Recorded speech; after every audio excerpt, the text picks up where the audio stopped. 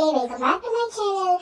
இந்த பதிவுல என்ன பார்க்க போறோம்னு பாத்தீங்கன்னா, இப்படி செய்தால் உங்கள் செடிகள் கொத்தாக பூக்கும் அப்படின்னு சொல்லிட்டு போட்டிருக்கேன். இப்ப பாத்தீங்கன்னா இதுதான் நம்ம வீட்டுல பூத்த செம்பருத்தி பூ. இது சிகப்பு நிற செம்பருத்தி இருக்கு, அதே மாதிரி ஆரஞ்சு கலர்ல செம்பருத்தி இருக்கு, ஒற்றை இதழ் செம்பருத்தி இது மாதிரி அடுக்கு செம்பருத்தி கூட நம்ம கிட்ட இருக்கு.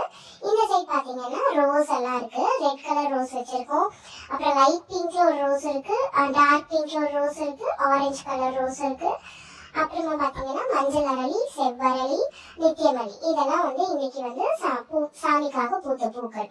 ஸோ இந்த பூவெல்லாம் நான் எப்படி வளர்க்குறேன், டெய்லி என்ன பண்றேன், அதெல்லாம் நம்ம இப்ப பார்க்க போறோம்.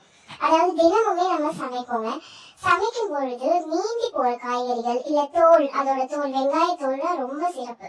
வெங்காயத்தோல், தக்காளி, அது மாதிரியான அந்த சவுச்சோ தோல் எல்லாமே நான் தூக்கி எறிய மாட்டேன். என்ன பண்ணுவேன்னா அதெல்லாம் ஒரு கவர்ல போட்டு வச்சுக்குவேன்.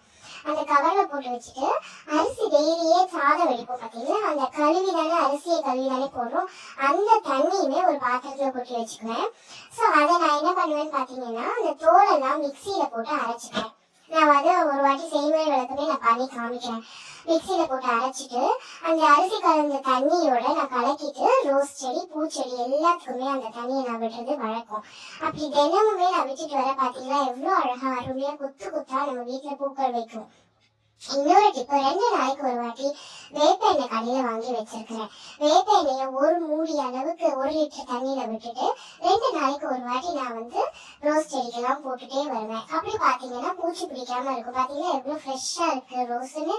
இன்னொரு டிப்ஸோட இன்னொரு பதிவுல சந்திக்க மறக்காம சப்ஸ்கிரைப் பண்ணிடுங்க. பாய்.